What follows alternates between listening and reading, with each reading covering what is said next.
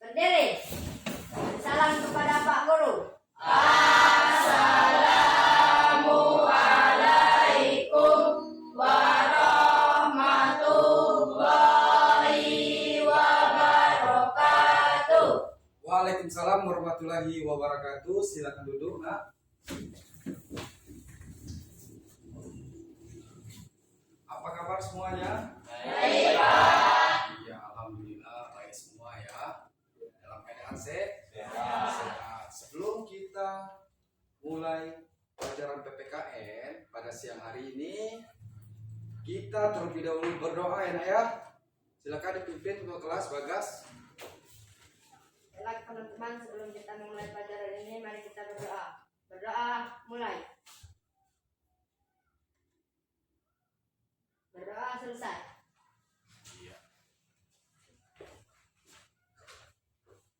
Ada yang tidak masuk? Tidak. Bapak lihat lesu semua ini.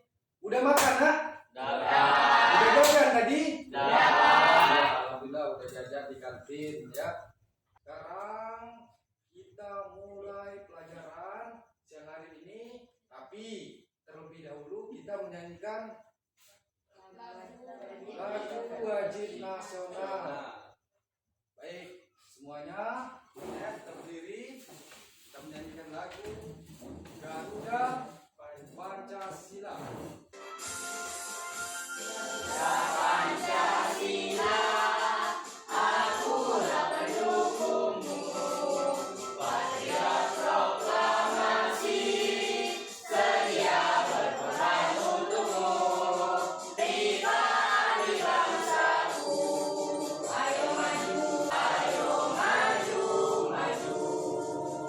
Ya, kasih tepuk tangan terus, Pak. Sebelum Bapak mengawali pelajaran kita tentang arti penting Undang-Undang Dasar Negara Republik Indonesia bagi bangsa dan negara kita, Bapak mau mengingatkan kembali pelajaran kita minggu kemarin. Siapa yang tahu pelajaran kita minggu kemarin? Saya. Iya, tahu semua. Coba Esa, Nak. PPKI, Pak. Panitia Persiapan Kemerdekaan Indonesia. Iya. Hasil sidang pengesahan Undang-Undang Negara Republik Indonesia tahun 1945. 1. Mengesahkan Undang-Undang Dasar 1945. 2. Menetapkan Insinyur Soekarno sebagai Presiden dan Dr. Andes Mohatta sebagai Wakil Presiden Republik Indonesia. 3. Pembentukan Komite Nasional Indonesia Pusat atau bisa disingkat KNIP. Iya, kasih tepuk tangan, Nak. Jadi tentang PPKI, Panitia Persiapan Kemerdekaan Indonesia, di mana PPKI mengesahkan yang pertama mengangkat Insinyur Soekarno-Hatta sebagai presiden. Yang kedua, mengangkat wakil presiden Muhammad Hatta. Semua ya tentang pelajaran kita minggu kemarin. Sebelum ke materi kita arti penting Undang-Undang Dasar Republik Indonesia tahun 1945 bagi bangsa dan negara, Bapak akan membagikan soal pretest yang akan kalian kerjakan. Soalnya pretestnya sudah Bapak bagikan ke grup WA khusus grup kita kelas 7. Ya, silakan kalian buka. Ini contoh soalnya di depan layar. Ya, silakan kalian kerjakan pretestnya. Yang sudah langsung kirim ke WA Bapak. Jadi kita pada siang hari ini tentang arti penting Undang-Undang Dasar Negara Republik Indonesia tahun 1945. Pentingnya Undang-Undang Dasar bagi bangsa dan negara dan warga negara kita sendiri, Nak. Kenapa, Nak? Agar menjadi sejahtera, adil dan makmur. Iya, kalau tidak ada Undang-Undang Dasar, bagaimana negara kita? Akan hancur. Iya, bakal hancur. Terus apa lagi, Nak? Iya, kejahatan merajalela. Terus apa lagi? Bisa-bisa negara kita bakal hancur, bakal bubarnya suatu negara kita. Terjadinya perang saudara, terjadinya perang antar agama. Itulah perlunya perundang-undangan dasar tahun 1945, di mana dia mengatur ya peraturan pemerintahan, peraturan undang-undang dasar negara Republik Indonesia bagi bangsa dan negara. Kita ibaratkan sama dengan ya, aturan kita di sekolah. Kita umpamakan. Ya, kita samakan yang kelompok kemarin. Ini Bapak bagi tugas LKPD-nya ya.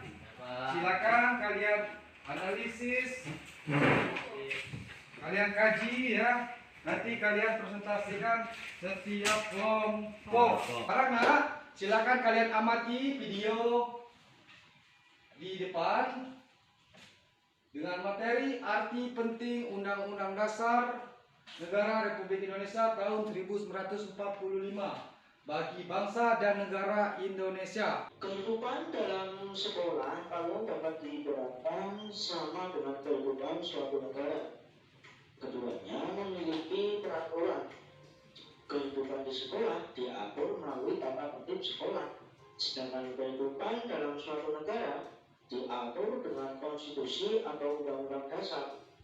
Jadi bisa diibaratkan negara kesatuan Republik Indonesia itu merupakan sekolah kita, dengan perbedaan kalau sekolah kita diatur dengan peraturan sekolah.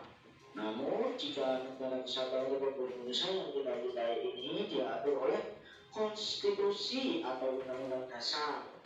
Boleh cari dari berbagai sumber, dari internet, dari buku atau perpustakaan.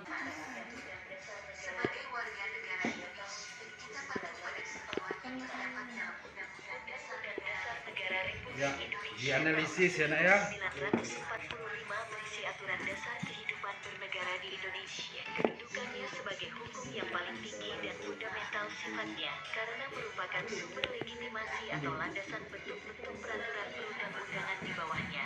Sesuai Silakan dianalisis ya nak ya. Kalian amati, kalian analisis, kalian telaah apa sih arti penting undang-undang bagi bangsa dan negara dan warga negara Indonesia dan bagi kita sendiri sebagai warga negara. Bagaimana apabila tidak ada peraturan di negara kita?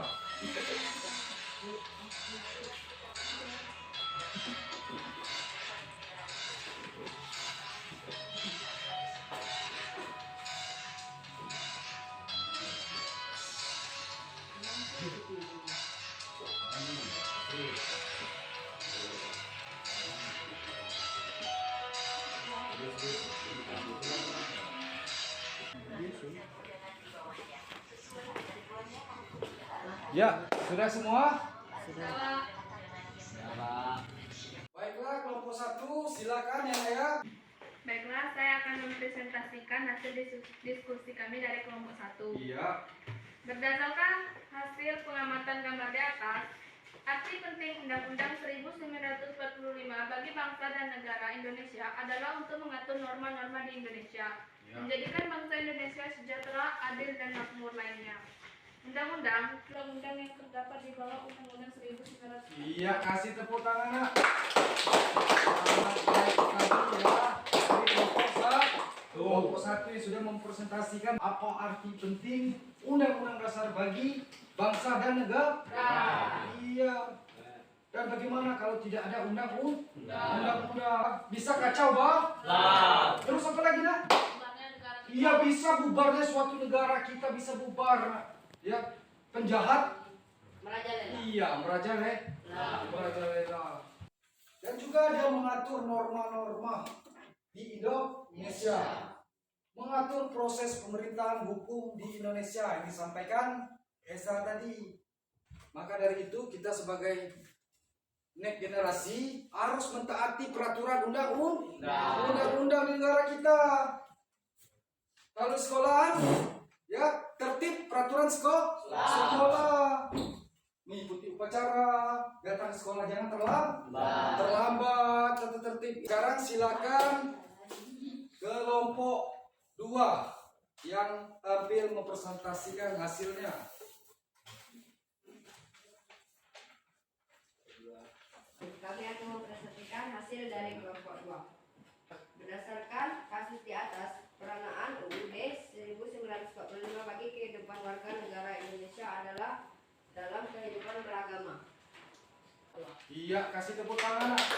1945 bagi kehidupan warga negara Indonesia dalam kehidupan beragama. Setiap agama boleh memeluk agamanya masing-masing. Hak asasi manusia ya nak ya.